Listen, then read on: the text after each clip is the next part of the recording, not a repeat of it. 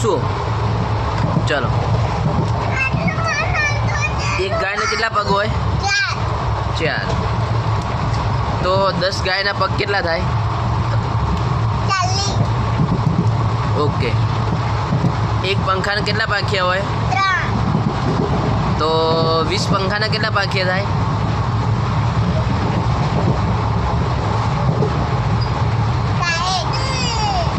Okay.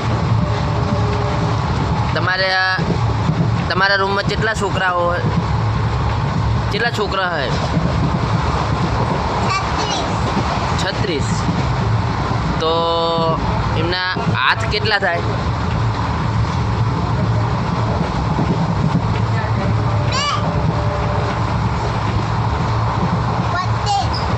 બરાબર.